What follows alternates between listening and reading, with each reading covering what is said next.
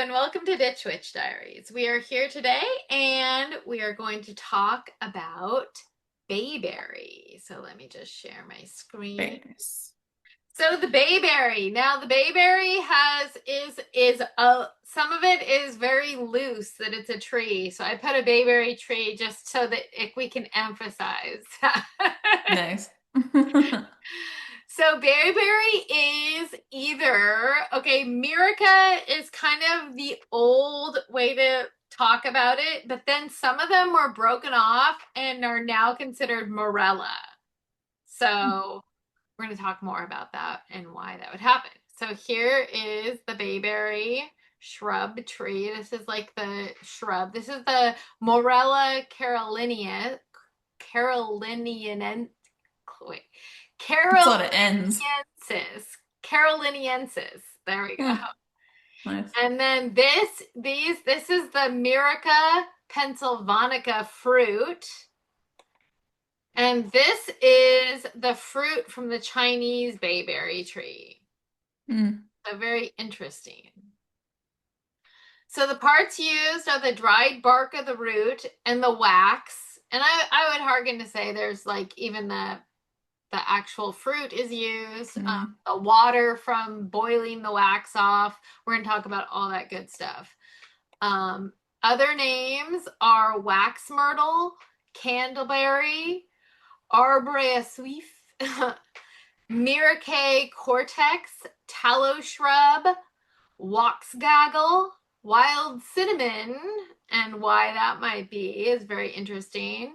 Hmm. Berberis, Dumatorum, Pipperidge Bush, Yangmei, Yamamomo, Red Berry, and Yumberry. Some of these sound like they belong in Harry Potter. I don't they? I know. They definitely, let's see. Hold on. Let's see. Hold on. Harry Potter. Yes. Um, they do. Yeah, that one, the wax Wax gaggle. gaggle. Exactly. Hmm. So the correspondences. So the element is earth, and it's mainly earth because of its earthy aroma. That's my card. It's well, you're gonna see why I picked that for this. Oh. So the planet is Mercury and Jupiter, and it's mostly because if you're associating with Jupiter, it's because of its association with good fortune. Hmm. So astrological sign is Sagittarius. And the tarot is the Wheel of Fortune, but I also found most places said the Nine of Pentacles. And this is a card. This is a card of wealth. This is about its biggest thing, and I'm going to drill it over and over again, is bringing in money. So if you're thinking about using cinnamon, just go get a real bayberry candle, and we're going to talk about how to do that. Like, it's Hmm. amazing. Okay. So this stuff is amazing, and it's a wealth bringer, and it's always been a wealth bringer. Hmm. So the root chakra, maybe because we talked about that, but also solar plexus, because like that's a place of financial manifestation. And Hmm. so I saw it associated with the solar plexus as well. And Nice. we're always talking about trees and the root. Yeah. Yeah. Yeah. So the sabbats or the seasons are Yule, and I found one place that it was associated with Samhain. And then the only goddess I could find, which isn't really a good goddess, is okay, so Rhiannon, but it's not even a bush or a tree that's in that area. So this is like a Hmm. very loose association. I wouldn't necessarily consider it. Places that put this together, it's not found like in that area. Like it's found, Hmm. we're gonna find out where it's found. So the crystal or stones that's associated with it, as you might suspect, citrine, because citrine is like what is it, the merchant stone, Hmm. and green aventurine. And it's mostly because of the money bringing and the good fortune bringing properties of it. So the plant information. So we're going to talk about some main types of bayberry, because there's a couple different ones. And some of them are more shrubby, and one of them is really tree-ish. And so it's like I said, the tie to the trees is really loose. It's more of a shrub, but we're just going to run with the tree idea. So Morella caroliniensis. It was formerly Myrica heterophylla. So this Mm. is the Southern Bayberry. So it is dioecious, which means that male and female flowers occur on separate plants. Okay, so you need both a male and a female plant to produce the fruit. So female plants produce the fruit, but both sexes are needed for that. And it's 6 to 8 feet tall. Then we have a Morella pennsylvanica, which was formerly Myrica pennsylvanica.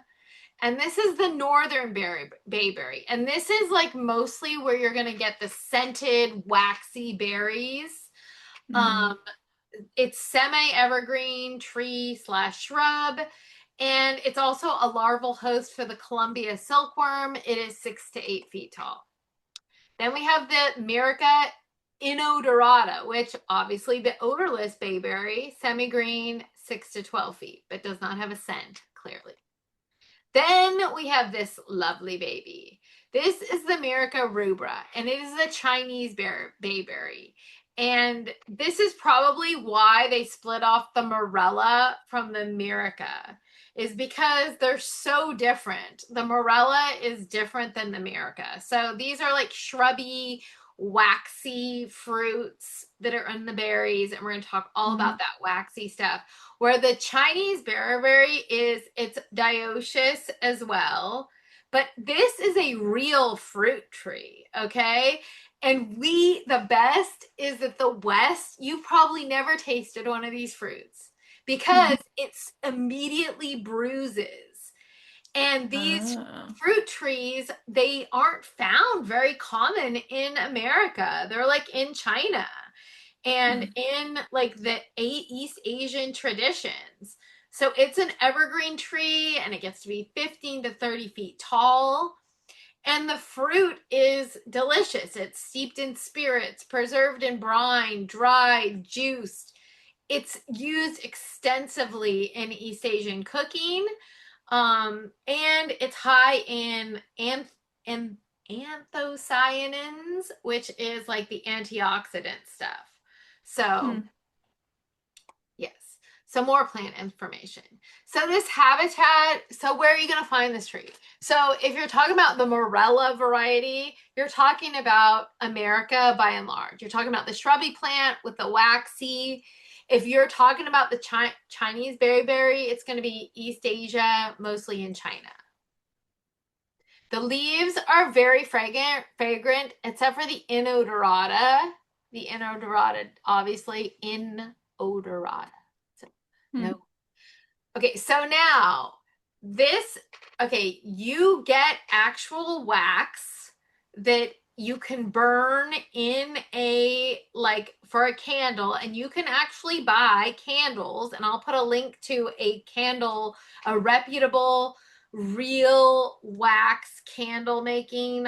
Hopefully they have like a video I can link to, because what you do is you gather these berries, and 4 pounds of berries equals 1 pound of wax. And you boil the berries, and then the wax floats to the top. And then you can collect the wax, and then you can heat it and mold it into like a candle or dip. A lot of times it's dip, but sometimes not. They even have like, what are they? What are those called? Those little candles, like a chime candle? Yeah, no, not the chime ones, but they're short and fat. Votive. Votives. Yes, they even have those. You can get a votive. So yeah, but a lot of them are the dipped candles. So, but they're harder and more brittle than beeswax. And the one that I saw, it said it had like a bunch of different dippings. And then the last 2 dips, they did like 70% bayberry and 20% beeswax to prevent this, to like make a coating that wasn't so brittle. Oh, yeah, because it would probably like crack, I would Yeah, imagine. so exactly. Interesting. Hmm. So it's also said to yield bay rum oil, but I couldn't find much on that, and I'm not really, we can Hmm. just whatever, maybe. Um, it likes moist ground and often grows near swamps. And it yields a magical dye, a yellow brown dye with an alum mordant, using an alum mordant. Hmm. And there's been like this huge like dye making thing, like plant dye making at my work. And like I feel like there's like, I don't know. I was then because there's iron mordants and there's alum mordants, and I feel like alum you have to like soak the fabric and boil it with the alum first, but the iron Hmm. mordant you just do it at the end because otherwise it will make everything really black if you like soak it in. So just letting you know, alum mordants are a Hmm. little bit different. So do some research before you do this. This tree is also a nitrogen fixer. So a lot of plants sap the nitrogen from the soil, and people are always trying to like do. That's why people have fertilizers that have nitrogen in them because they Hmm. always need nitrogen back in the soil. But this actual tree, it can deal with low. It can deal with poor soils, and it restores the nitrogen to it. So Colonial America. We don't have very many of these stories and cultural import stuff, lore stories and cultural import. But this is kind of the color of these natural, um, they're green. Okay. Feels So very witchy. yes, they're green and that's the natural color of them. Hmm. So it is a Yuletide tradition to exchange bayberry candles with neighbors and family and friends. And you could either burn these on Christmas Eve or you could burn these on New Year's Eve. But there is like this, I found this like rhyme everywhere. So, and it was for luck and for blessings and for money. And it's called a bayberry candle burned to the socket brings luck to the house, food for the larder, and gold to the pocket. So, and you can take out that food for the larder because other places I saw a bayberry candle burned to the socket brings luck to the house and gold to the pocket. Hmm. So, it was advised to light the candle when the first star appears at night, but also that supposed to have a big enough candle so that it would stay lit until after midnight.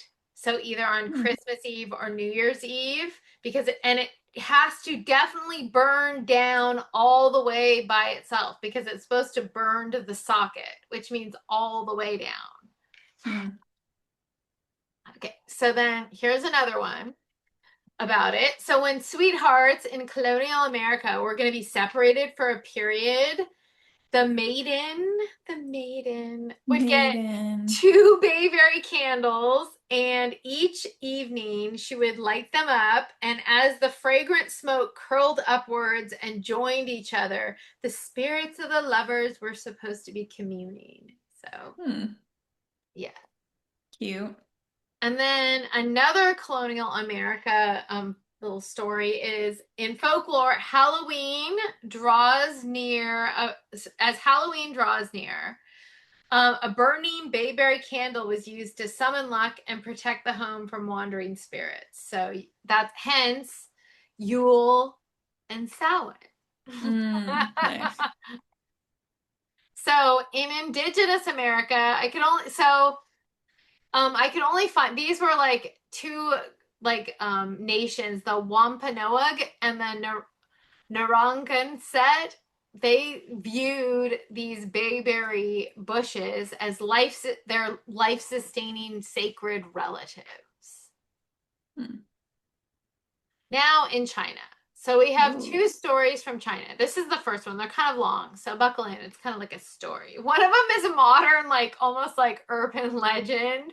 So Love this it. is like, but I think it's true actually. So it's not really an Hmm. urban legend. But this one is like a story. So Hmm. Once upon a time, there lived a beautiful minor deity, Meizhu, who lived amongst the gods in the celestial realm. On an outing down into the mortal world, Meizhu was kidnapped by an evil demon. A huntsman, a mere human who lived in what now is Wuxi province, came to her rescue. So then, because of that, she married the hunter and they lived happily together until one day the demon came back for revenge.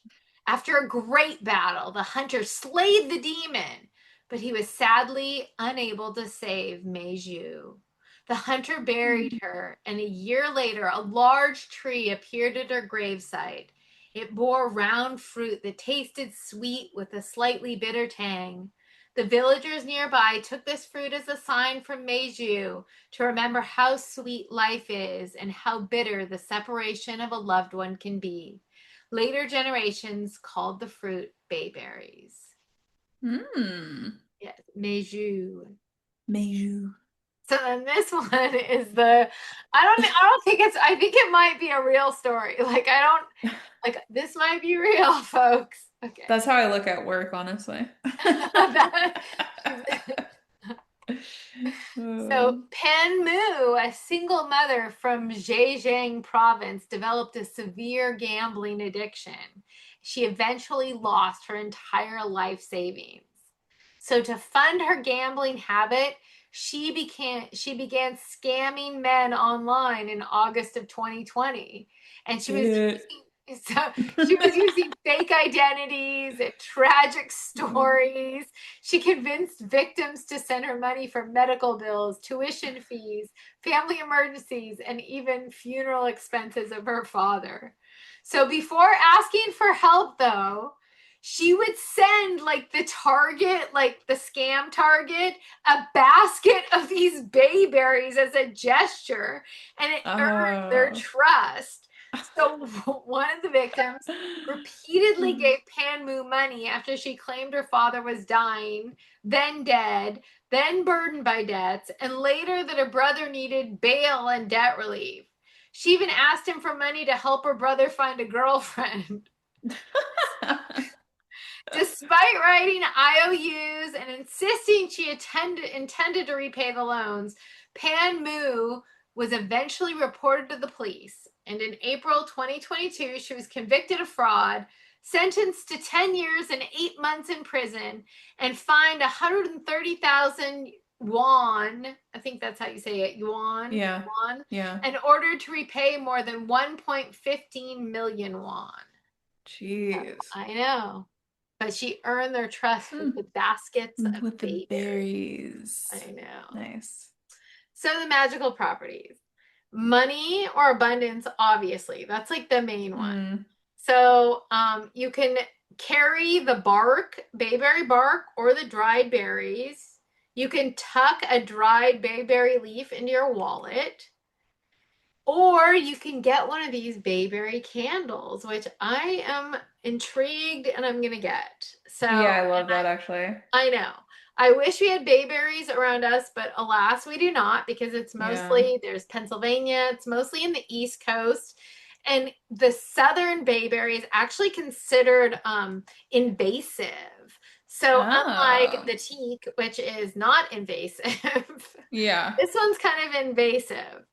So you can dress a green candle or a bayberry candle with money oil and then sprinkle bayberry chips around it and then burn the candle.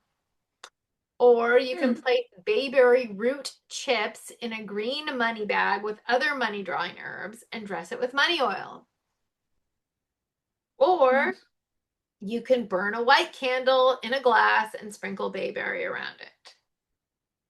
You can burn a bayberry candle at Christmas Eve or New Year Eve and say, a bayberry candle burned to the socket brings joy to the heart and gold to the pocket. Nice. Or here's another one. A bayberry candle comes from a friend, so on Christmas Eve, burn it down to the end. Nice. Super cute. And then, or you can put a few drops of bayberry oil and you can add it to a floor wash and to bring money. So those are the money properties. So a lot of them. So if you're ever Yeah. like thinking like all these spices are for money, like that's my main money like spice or herb, like think about bayberry. Bayberry is Mm, like that's like its main purpose and thrust is money bringing. So nice. it's also used for blessing. That's another tie-in actually, because we tied it into like the cinnamon and like how we Yeah, you and I don't really use it for that. And exactly. another tie-in. Exactly. Protection, consecration, fertility, friendships, harmony, love, and we saw that like in a couple different places. We saw Mm-hmm. love. So with the thing about making two candles and having the smoke swirl together, and also like for the love of Meizhu too, like the Mm, hunter and Meizhu. So yeah. a decoction of wood ashes placed under on the tongue to cleanse the body and strengthen a marriage. And this was from the Seminole Nation. Hmm. Men can wear bayberry oil to attract a partner and boost their powers of persuasion. And I suppose it's men because it probably smells really woody and earthy. I'm Mm, sure it has that spicy masculine scent. yeah. It's also good for luck. So if again you can bring a bough of bayberry indoors at Yuletide for extra luck. And when moving into a new house, you can dress a white candle with bayberry oil and burn it on your hearth for luck in the home and good fortune. Also for peace. So now we're going to talk about medical things, and we're not doctors. We're not Nope. doctors. So if you have a medical or mental health for that matter, if you have a disorder, you need to see somebody who's a specialist in that disorder, who is not me. Yeah. So bayberry is an astringent, a stimulant, an emetic in large doses. The wax is mildly narcotic. It's a febrifuge, an anthelmintic, an analgesic, an anti-rheumatic, and a diuretic. So it's used for diarrhea and dysentery, and you can use the water like so when you boil the wax, when you boil the berries in the water and you boil off the wax, then you can use that water for diarrhea or dysentery. Mm, And only use in mild doses because it otherwise there's trouble, like emetic trouble. You could probably get sick and barfy. ugh. So, chills and bad colds, it can bring you heat and vitality. It is a stimulant. You can decoct it for sore throat or an infected throat. For jaundice, like I said, the wax is mildly narcotic. Mm, For leukorrhea, and then you can use it externally. So you can use a poultice, and it's a stimulant to ulcers. So if you want to use, like, I guess it stimulates them to come to a head or to get all the seeping yuck out of it. But you should mm, combine this with elm, it is said, if you want that to happen. mm. So a decoction used as a gargle for chronic inflammation of the throat. Or you can use it externally, the oil produced by macerating the berries and leaves for ye old rheumatism cure. Your work. Exactly. So the indigenous people of North America also used it in a variety of ways. So the Myrica cerifera, the Southern Bayberry, is the Choctaw used it. The Choctaw Nation used it as a febrifuge, and they used a decoction of leaves and stems and a throat aid for a decoction of roots that you can use it as a gargle for inflamed tonsils. Mm, The Hauma people used a decoction of the leaves as a vermifuge. for bums. The Coasati people used a decoction of leaves for children with stomach aches.